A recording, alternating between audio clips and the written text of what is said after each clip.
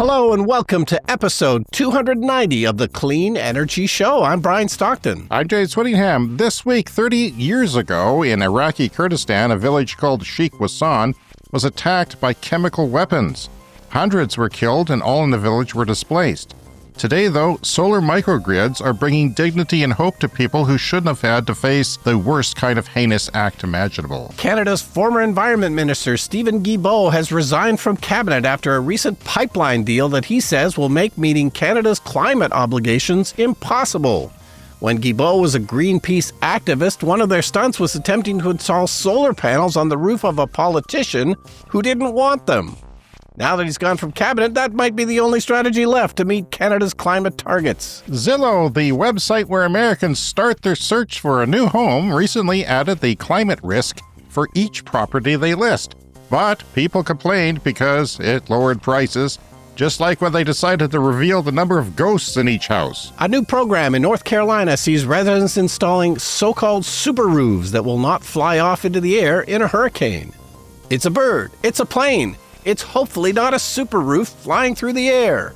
All that and more on this edition of the Clean Energy Show. All right, I got a hot take this week, James. A hot take from Brian Stockton. Everyone sit down, pull over to the side of the road, stop the train you're on. Here we go. A hot take about thermostats. Okay. And it's such a hot take. I'm going to split it up into two parts. This is going to be part one this week. Part two next week. A two-part hot take. Will part two stay lukewarm or be hot next week? We'll tune in to find out. I don't know. It's if we talked about all of it this week, we'd end up talking about thermostats for an hour, and I don't think anybody wants to hear that. Okay. But I remember a couple of years ago, I complained on the podcast about hotel TVs because as time goes on, there's less control you have over your hotel TV. It used to be you'd be able to access a menu and change the color setting or, the brightness or whatever. And, the worst thing is they always have the smooth motion setting turned on, this frame interpolation feature that I hate, and Tom Cruise hates it. He made a whole video about this.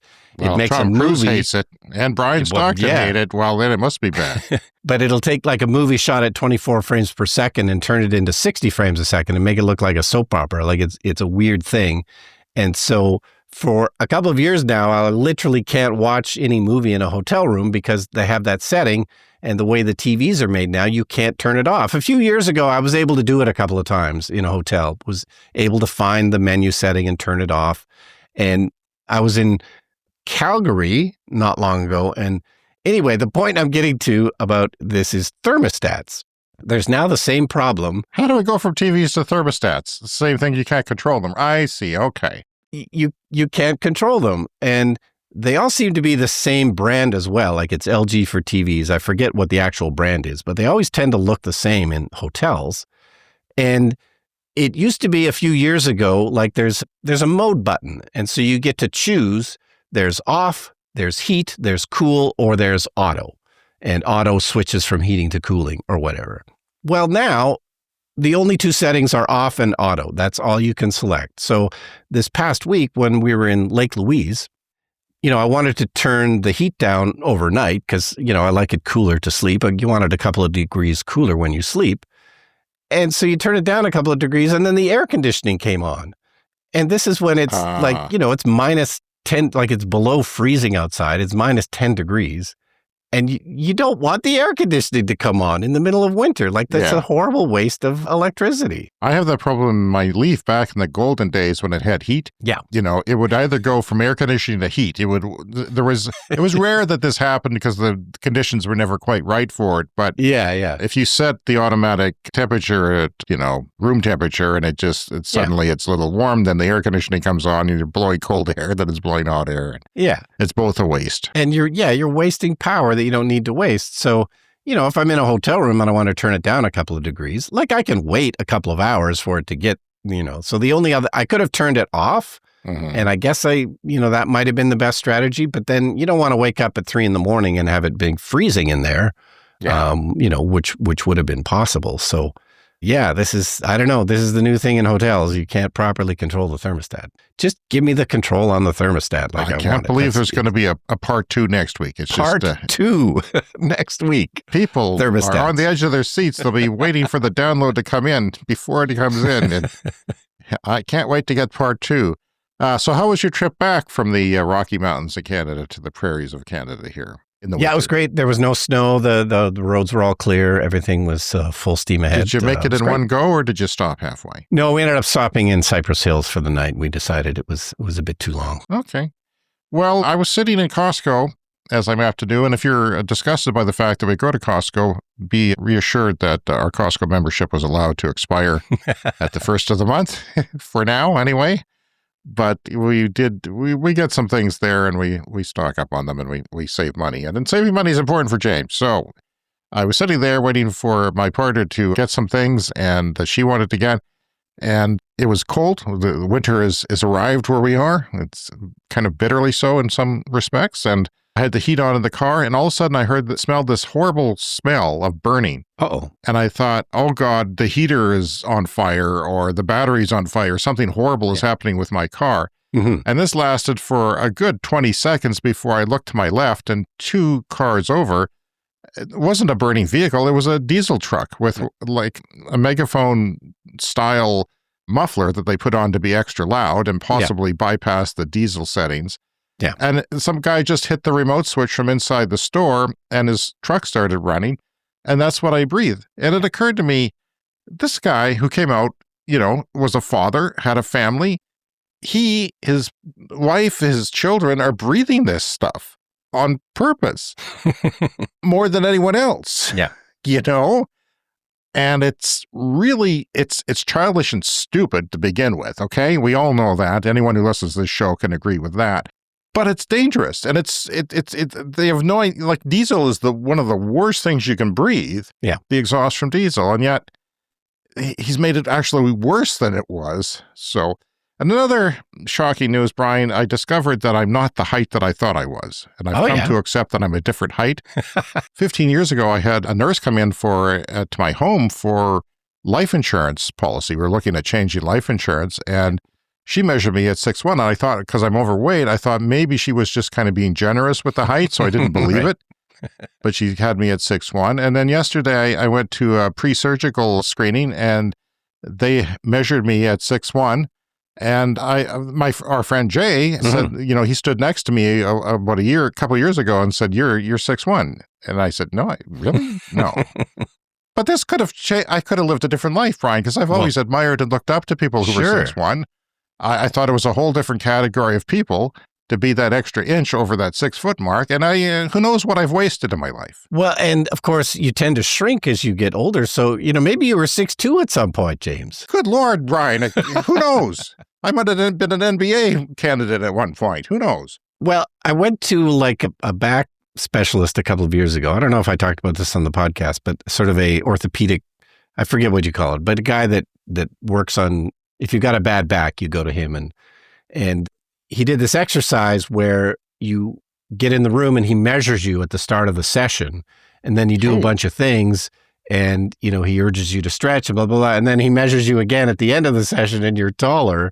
And it's this neat little carnival trick that he has to show. So it could really depend on your posture and everything, how you measure. Yeah. And I've been watching a lot of weight loss videos on YouTube because of what I have coming up. And somebody was going through one of these list videos, all the benefits of losing weight. And I said, if you lose 100 pounds less is 2% gain in fuel economy on a car. And that would be maybe even more true for an electric car because they're more efficient. And weight really is important in electric cars. So there you go, people. Lose a couple pounds, and it'll save you money not only on what you eat, perhaps, but what you pay for fuel, whether it's electric or combustion fuel. So I thought that was interesting. And Cat Lady on Patreon, she's one of our Patreon supporters, said on Patreon that she ordered the book Here Comes the Sun by Bill McKibben. And she says, I hope I learned something. And I hope you do too, because it's a book, you want to learn if you get a book after all. Here's a description of the book. Here Comes the Sun tells the story of the sudden spike in power from the sun and wind and the desperate fight of fossil fuel industry and their politicians to hold this new power at bay, from the everyday citizens who installed solar panels equal to a third of Pakistan's electric grid, which we've talked about a lot on the show, in a year to, that was just 1 year, to the world's sixth largest economy, California, nearly halving its use of natural gas in the last 2 years. Bill McKibben traces the arrival of plentiful, inexpensive solar energy, and he's somebody I've been following for a while on social media. And here's a clip of Bill talking about ethanol for corn and the folly of that being used for road transportation. On that 30 million acres, we produce about 3% of all the energy we use in America. If you take that same land, well, I was this time last year on a farm in Illinois, richest topsoil in the world, used for growing corn. And the farmer who was with me was putting in some solar panels. So he said, look at this acre. I use it to grow corn, which gets turned into ethanol, enough in a year to drive my Ford F-150 pickup about 25,000 miles. Now look at this acre over here. I'm converting it to solar panels. It will produce enough electrons in a year to drive my Ford F-150 Lightning, the EV version of the same truck, not 25,000 miles, but about 700,000 miles, okay? We could take that 30 million acres that we're currently using for ethanol, cover it with solar panels, and that would be enough to produce all the energy used in America. That's pretty mic drop stuff. That's, Yeah. It's not like we haven't talked about this a million times on the show, but I get so frustrated when I hear people talking about biofuels and ethanol because it's so stupid. Why are people afraid of solar? Why is it just, it can't possibly work for things? Like, it's just stupid. Solar panels on our roofs do, a portion of our transportation ourselves, our small little panels on our small little roofs. I once calculated 17,000 kilometers per year of driving in my Leaf. Of course, it gets less than that if you drive a pickup truck, but I don't have a very big roof that faces south, so it's pretty significant what you can do with solar compared to ethanol. And that's you'd have to plant a new crop every year to get the 25,000, right? Yeah, that's right. You don't plant new solar panels every year. They just keep giving you 700,000 or maybe slightly reducing from that over the years, but it goes on for 25, 30 years. And it's incredible what people just don't get. And it's a similar issue with hydrogen because there's just so much refining and transportation involved in hydrogen. Whereas if you just put up a solar panel, you can put it straight into the tank of your EV if you want to. It's ridiculously more simple. That's such a weird thing to do because Alberta is our oil capital province of Canada, the main province that produces the fossil fuels. And at the time, this was a few years, this was before solar is what it is today. Yeah. They were up there. I don't think they drilled holes into the roof. I don't think so, they did that. But they went through the exercise of doing it, which was quite hilarious and yet a little shocking as well. Yeah, well, it is. His wife was home and she said she was scared it was a home invasion or something. He was arrested, but they didn't press charges. To their credit, charges. They should have did it on Christmas Eve. They would have thought it was Santa. Yeah, exactly. But anyway, as we talked about it at the time, so 2021, he was appointed the environment minister in the Trudeau government. And it was quite something for an activist of his credibility to be in that kind of important position of power. But of course, at the time we knew, okay, there's always going to be compromises. You're never going to be able to do everything you want to do in that position. But he had a huge influence. There were some excellent policies that were created under the Trudeau government. And of course, those are now tending to be kind of dismantled. There's a new deal with Alberta to build a new pipeline, which we probably don't need, out to the West Coast. And so Guilbeault had enough that this was too much of a compromise and too much against his principles. He was no longer the environment minister. He was the minister of culture or something. I'm not sure, but Minister of Culture. So recently there'd been a cabinet shift, but he was in that position for 4 years, which is a long time. Really villainized by fossil fuel politicians in Western Canada that had the fossil fuels. He was, they partied when he resigned from cabinet. Yeah. They were very happy about it. And they saw him as just the Satan of posing everything. But he did not He did not, like you say, he compromised like crazy. Yeah. He did not do everything he wanted to do, obviously, if he was a Greenpeace activist. Yeah. Anyway, so that is the latest. And yeah, sadly, the environment stuff is getting watered down in Canada with a new prime minister and looking to, make some compromises with Alberta. Yeah, and there's a big separatist movement in Alberta. I think it's like 25 or even 30% sometimes of people wanting to join the United States or just become their own country. And the United States will let us put fossil fuel pipelines through. Well, not if a Biden gets elected to there. Mm-hmm. You can't put them up overnight. By the time, who knows what will happen in the next presidential election? You might have somebody, and hopefully you do, that opposes such things. And my understanding of the deal is that this just opens the door. It's supposed to be a private pipeline being built in Canada. So this is a partnership, though. Yeah, partnership makes me queasy because it means that I have to pay for some of it. Yes. But not that I pay taxes. Will the private sector actually pony up their half of it in the dying days of fossil fuels remains to be seen. And none of the pipeline companies, and this is pertinent to everything we talk about, want to build a pipeline because they know that demand is not there. And if they build it, then they're not going to be profitable. And the line that you hear all the time is fossil fuels are going to grow to 2050. And that's said like it's fact around here all the time in Canada. And we see analysis all the time, credible, and the big analysis that say, no, it's not going to grow into 2050. You're stupid as hell if you believe that, because you're fooling yourself. It's not the case. And the main thing is solar displaces some fossil fuels used in electricity generation, but more than anything, road transportation. You can look at China as an example, and India is going that way too, that they're just displacing their use of fossil fuels, and in home heating too. But that's, for road transportation, we are approaching the S-curve of adoption in a lot of places. And I see clips of the Clean Energy Cat has made an appearance, but he refuses to speak on the podcast, but know that he loves you all and is happy to be here, according to his tale. All right, Brian, I always talk about how many press releases we get. We get a lot of press releases, especially when our show inches up the charts. Sometimes we get one an hour, and sometimes they just come in. Most of the time, they just come in overnight so that I can look at them in the morning. But most of them are useless because they're just startups, obscure startups who want attention and want interviews, and we don't really do interviews. But one came in, and I thought, hey, that's interesting. I'm not going to do an interview, but I'm going to take the press release and turn it into a story because it was really fascinating. But it's a sad story. The history of it is very sad. Let's go back to 1987 in Iraq. But Iraq's frantic desire to stamp out this nagging opposition led to an action that shocked the world. 2 jets swooped low to bomb a Kurdish town recently taken by Iran. An Iranian army camera caught the moment of impact, not high explosives, but cyanide gas. In less time than it took Iranian helicopters to fly over Halabja, some 5,000 civilians were killed. It was a very sad story, and it was kind of overshadowed by a plane crash, a passenger plane crash in Detroit, and people firing upon the U.S. warship. But small village in Iraqi Kurdistan, Sheikh Wasan, is a place scarred by one of the earliest chemical attacks against Kurdish civilians.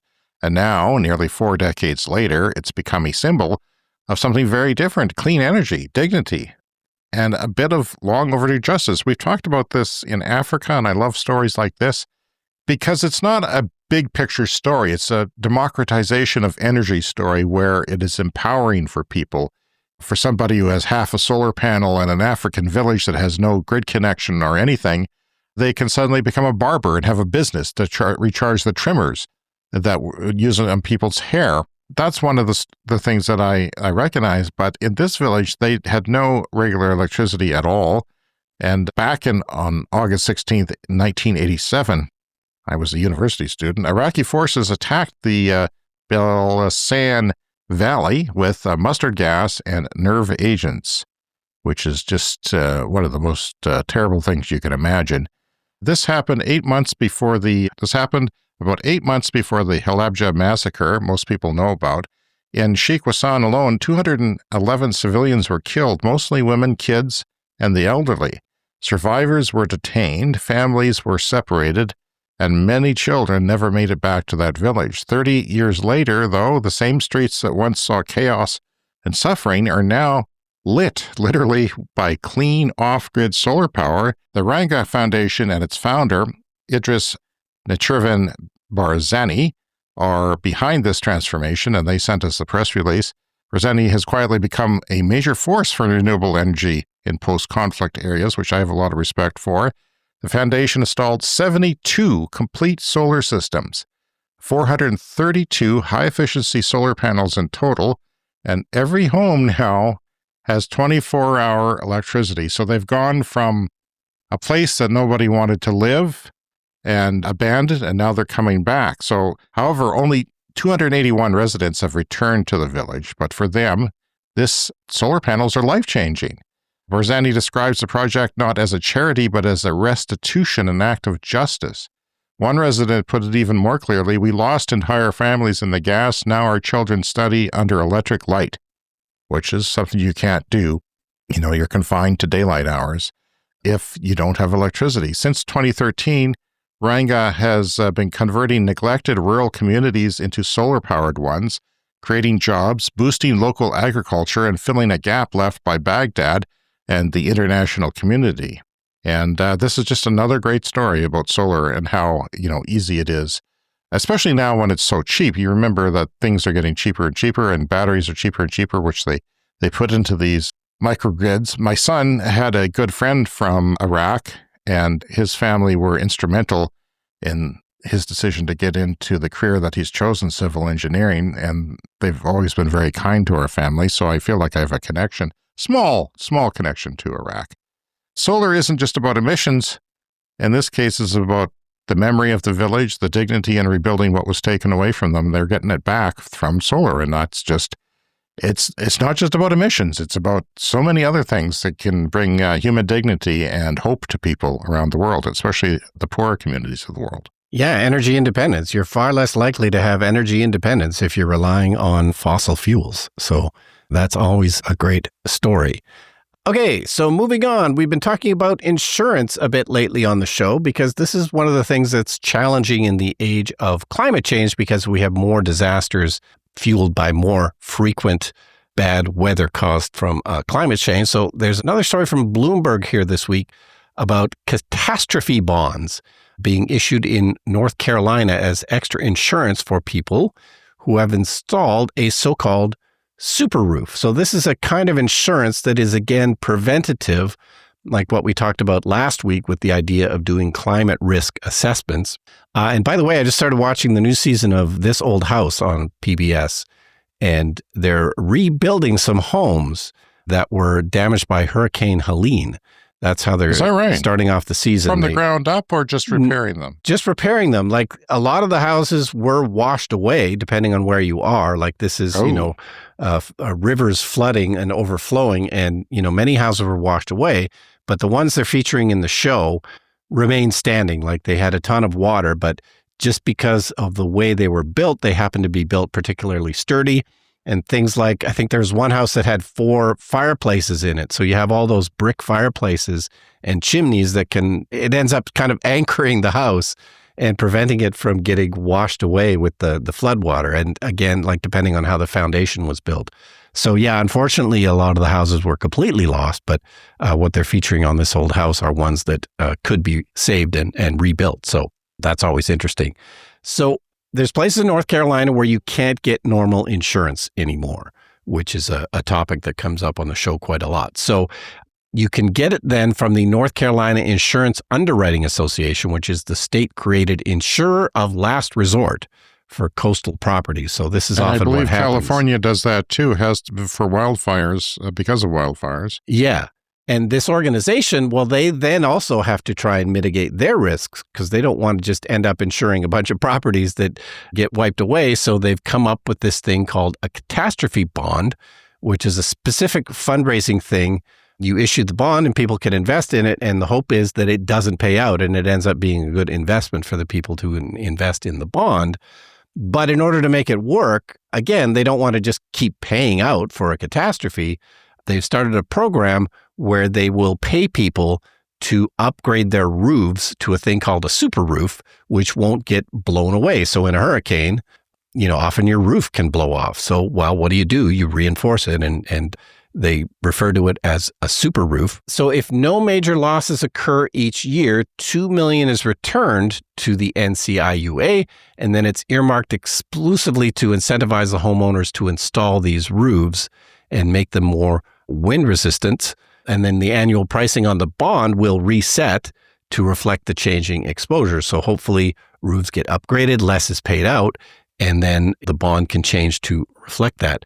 So when this first started happening, people were skeptical. They thought it was some kind of scam because they started offering money to people to upgrade their roofs, and everyone didn't understand and thought it might be a scam. Yeah, because I see stuff like that around here for windows all the time. Yeah.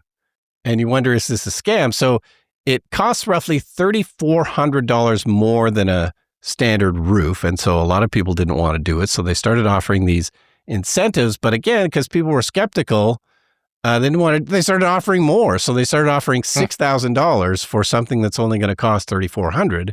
And again, really? Yeah, it's a subsidy. Basically, if you want to do your roof, you end up getting kind of extra money out of it. And then they increased it to $10,000. And again, really? This is, it's free money to people because they know that in the long run, the math works better if they don't have to pay out insurance claims on roofs getting blown away. So after every storm, they checked the results on this. They found that these fortified homes with the super roof had 60% fewer claims than ones that were just regular code compliant. So this is above code is what they're doing, and 20 to 30% fewer claims when it's a lower severity storm. So yeah, it's a subsidy for your roof, but with the goal of making this insurance pay out less and making it, more palatable for the state-backed insurance that they don't, just end up going bankrupt. Yeah, well, that's such a good opportunity there. Yeah. I hope people are smart enough to take advantage of that. I know a lot of people don't trust the government in some parts of the United States and are very wary of such things, but you got to be smart. Yeah. Especially in hurricane country. You got to be smart, especially when, anywhere where insurance is tough.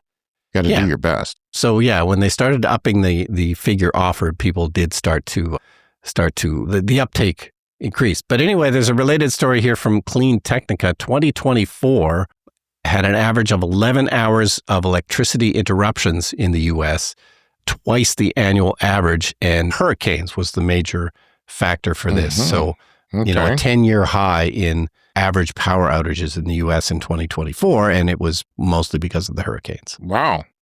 So if, as batteries get less and the solar gets more doable, I would love to have a strong solar super roof. Yeah. With battery backup, and you weather those storms a lot better and not be so stressed about them. Yeah. Of course, you'd also be tempted to stay. Yeah, not leave. That might be dangerous, but in some cases, it might be dangerous. But yeah, so 11 hours of average electricity interruptions in 2024 for Americans, which definitely seems high. Like we would maybe have a couple of hours a year, I think. Well, yeah.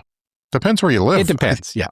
I keep an eye on these things. There's parts of the city that is, has 3 hours here and there. Yeah. And it's our grid, though. We're not upgrading our grid. We're being cheap about it because the government doesn't want to increase the cost of living. So we're just going to all live in the dark, I guess. Yeah. And our cottage property has much more frequent power interruptions. Yeah. I think, the power only comes in on one cable or something, and it's often going down. So it's probably more than 11 hours out of the cottage. So hopefully, if we build a new cottage, we can put in a battery. If. Is that where we're at, Brian? When we build a new cottage. When? Okay, you scared me. We can hopefully put in a new battery. I thought you had completely derailed the whole master plan there for a second. I'm going to stick with this insurance thing now because Zillow, the biggest real estate website in the United States, millions of people browse homes for sale there. They check the prices, they see the photos. We have an equivalent here in Canada that we use here, and we get a sense of what a house might be worth. But because so many buyers start their search on Zillow, any change the company makes has a huge impact on the housing market. And recently, this year, Zillow added climate risk scores to listings, which I find to be a great and interesting idea. Yeah. Because this is a thing now. Whether you live in Burbank or Florida or North Carolina, or parts of the UK or wherever, in Australia as well, wildfire risks. There's all kinds of climate risks in the Western world that we talk about frequently on the show. And that should be a factor in where you live. Like I live in a neighborhood here that varies topographically, relatively speaking, because we're a flat prairie land here. Yeah. But there are places in my neighborhood here that flood fairly regularly during thunderstorms, because they're the low-lying area. It would be good to know that, especially if you weren't really savvy like it. I would think about that now, but maybe 25 years ago, I wouldn't think about that, and you would get flooded and not, you may not have wanted to live there. Yeah, I'd never thought about it at the time, but our house is on the high part of the street, which we only noticed once we bought it and we're living in it for a while, and you get a big thunderstorm. It's pretty flat, but we're on the highest part of the street, which is super important. These scores showed how vulnerable a home might be to flooding, wildfire, extreme heat. That's another thing, extreme heat. Yeah. There are places that are concrete deserts, like they're just concrete and asphalt. And you get, a few degrees higher there if you don't have vegetation. So that's something that maybe you wouldn't think about when you're buying a house. You just want a nice house. You just want a nice neighborhood. But these things maybe would warn you if you were smart about it. Even poor air quality.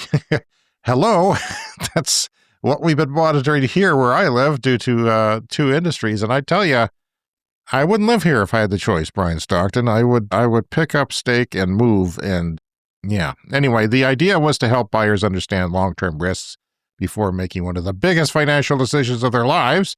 But real estate agents and some homeowners complained, say the scores looked random and they couldn't be challenged and they scared off buyers. So I guess in one way, they're lowering the prices, which the real estate agents didn't care for. But I mean, come on, if you actually cared about your clients, on the other hand, they're thinking the scores aren't accurate. That's the criticism. But that might be the weak part where you go to criticize if you wanted to criticize.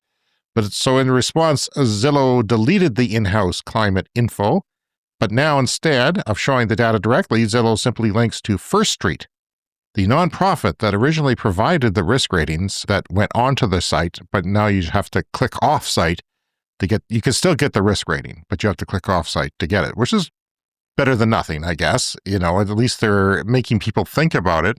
The fact that that link is there will hopefully make people think about the climate risks associated with the property and this particular neighborhood you're in. First Street CEO warns, however, that this move leaves buyers flying blind. He says the risks don't go away. They just become problems that families discover after they've bought the house when insurance is too expensive or too late to get. Climate damage in the United States hit $182 billion last year, and home insurance is getting harder to find in high-risk states, as you just mentioned. So if you're house hunting today, you'll have to check the climate risk yourself, but anyone who's out there, and many of us are potential homeowners or cottage buyers or things like that, think about that. Do some research into it as much as you can. If you're house hunting today, check the climate risks yourself. The information's out there, Brian, but it's just no longer up front in the United States where everyone can see it. Yeah, and be aware of upgrades you can do, like making a super roof that won't fly off, or, fire mitigation things that you can do around your houses, which are, quickly becoming code in those fire-prone places. All right, if you want to contact us, please let us know. Drop us an email, cleanenergyshow@gmail.com. You can leave a voicemail, speakpipe.com/cleanenergyshow. You could also make a voicemail, record a little voice memo, and email it to us as well.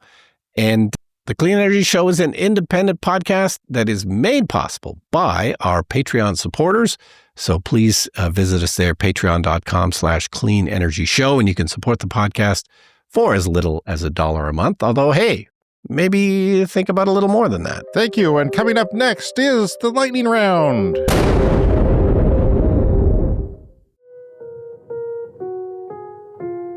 Time for the lightning round. The lightning round is a fast-paced look at the latest headlines in climate, clean energy, and transportation. The Dominican Republic has switched on the 162.6 megawatts Cotoperí Solar Complex, which is a complex thing to say. It is the largest PV installation in Central America and the Caribbean.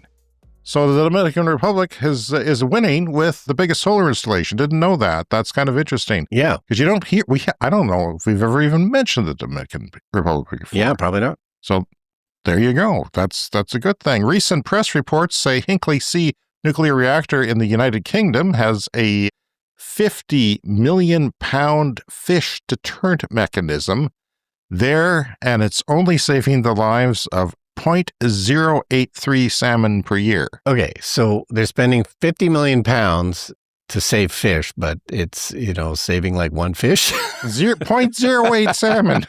That is the most expensive salmon saved. And it's not even the whole salmon. The tail is missing. So that's a failure. I admire their, we don't often talk about nuclear, we talk about dams, hydro, but not nuclear killing fish. Well, what about those three-eyed fish like on The Simpsons? Is it going to save those? I guess there's so much radiation, but that's, of course, false. So don't think I'm trashing nuclear necessarily. Yeah, Europe, EVs have jumped 35% year on year. And petrol cars, as they call them there, are down 15%. This is a percentage of new cars sold, 35% year-on-year increase for EVs, and petrol cars are down 15%. And diesel cars are down 22%, which is kind of a trend in Europe since the Volkswagen diesel scandal. People thought they were doing good with diesel, not necessarily. Japanese media says BYD, the Chinese mammoth manufacturer of automobiles, mostly EVs, all have a plug of some sort, is planning to release the Sea Lion Model 6 DMI there for $25,500 US equivalent. So that's going to disrupt the Japanese automakers. Yeah. The Chinese automakers are getting into Japan, and the Japanese automakers should be nervous. And they are laggards. So if they start losing market share to EVs because they're making them right, they're making them at the right price from China, then that could wake them up. But maybe it might be a little too late.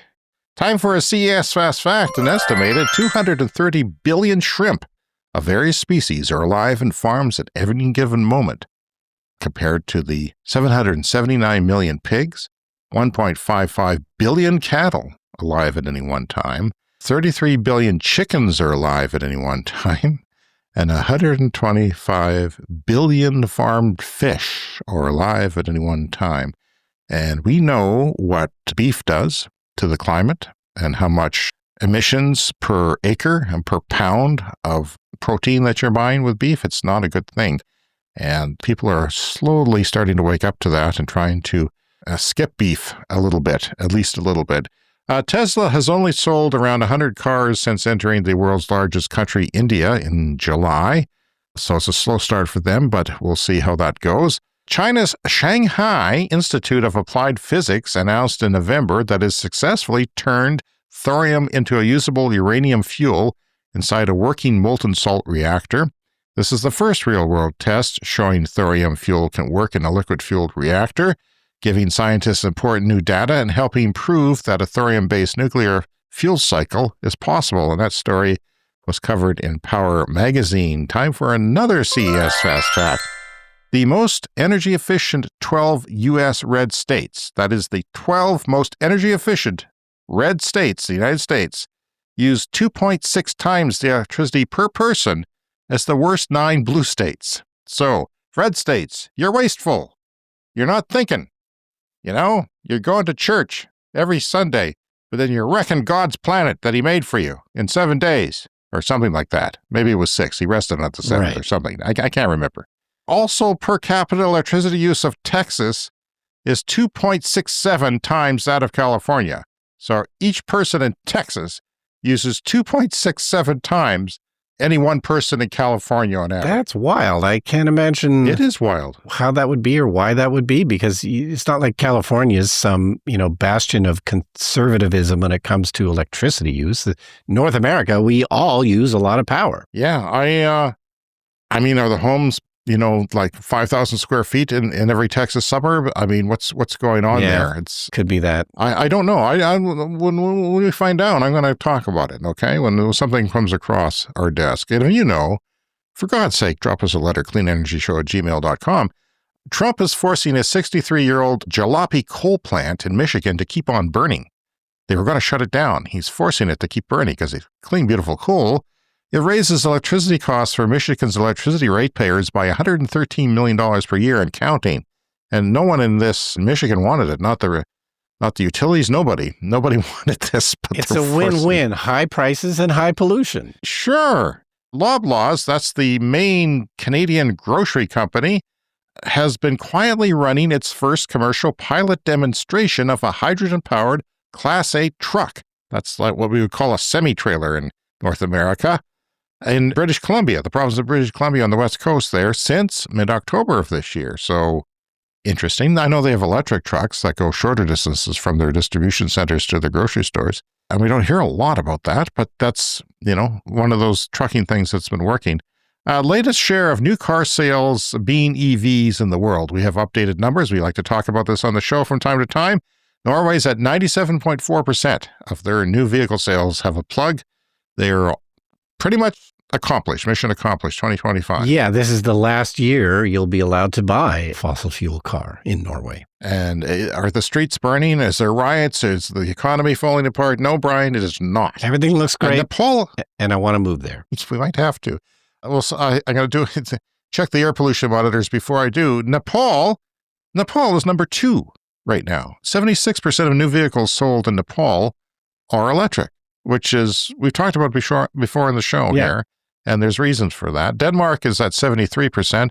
Ethiopia is at 60%. We've talked about their reasons, and it has to do with energy independence and strict government policy. China is ticked up to 58.7%. So it's had to hit 50% and slowed down a little bit because of policy changes. And of course, it's the largest car market in the world. So not that the other ones aren't important, but even though it's not as big as Norway percentage-wise, my gosh, like the number of electric vehicles being sold in China right now, absolutely staggering. And honestly, I don't know why anyone in China would buy a combustion vehicle. Yeah. It seems like a fool's errand to do that because you're going to start seeing less fueling stations, and the options are, there's no limit to the options. Yeah. Like you can't blame that, and you can't blame the charging infrastructure because it seems to be quite robust. Really inexpensive EVs for sale in China. Albania's at 57%. Alabama's probably sitting around 8%. Yeah. That's my guess. Somebody write me if you know. Netherlands is at 40%, 40.2%. And finally this week, though, Bill Gates is under fire, as you know, for a memo he released ahead of COP30, the UN climate conference in Brazil last month, where he downplayed the dangers of climate change and argued that climate change action competes with global health, which... am I missing something? If I had a brain injury, like what's going on with that? Yeah, like, and how does... We've seen so much evidence on the show of the opposite, the exact opposite. And Bill Gates has invested in a lot of clean energy projects we've talked about here on the show. There was like these vertical wind turbines, I think was the most recent one that Bill Gates is a backer of. Maybe he's hepped up on the same stuff that Elon Musk is hepped up on. What's that called? I can't remember what these guys are doing. Is it money? Yeah, money. It's money. They're inhaling money. I'd do it too if I could. Climate scientist Michael Mann, he's one of the foremost climate scientists. I'm sure you've heard of him. He wasn't having it, though. He's asking, what world is Gates living in? He says climate and health aren't trade-offs. Warming actually makes disease and poverty worse. God dang it, we know that. He also points out that Gates keeps promoting unproven tech fixes while investing in fossil fuel-linked solutions like carbon capture and geoengineering schemes, which most of the climate world really thinks is a bad idea. Meanwhile, he downplays clean energy we can actually deploy right now. He does downplaying what's actually going on, what's actually working. You can look at numbers. Yeah. I don't know what's going on. Is he just not that smart? Is he only good at one thing, making a bad operating system? Like, what's going on here? Man's message is simple. There is no reboot button for the planet, so stop burning fossil fuels. And on that declaration, that is our show for this week. Contact us on social media, Clean Energy Pod, patreon.com/Clean Energy Pod. And remember to hit that follow or subscribe button wherever you're listening to this podcast. And our Patreon, patreon.com/Clean Energy Pod. Lots of benefits there. Brian's his first show of the month, so I get to thank some of our clean energy supporters on Patreon. At certain levels, you get a shout out once a month. Green Bastard, Brent Routley, Barb Armstrong, John Hayes, Wes S., Noah Cook, Denny and Linda, Jonathan Deck, Bob Eaton, Josh Engen, Sean Ennis, Andy Fessler, Roshan Gervais, H., Sean Hines, Timo Kellenberger, Peter O'Donnell, Weldon Penner, Robu, Joe Thorshine, Landon Yu, and Richard W. Thank you so much to everyone who is supporting our podcast. It makes it happen. And if you haven't, please consider doing so. We'll see you again for our bonus podcast coming up shortly. Yeah, and we'll see you next week.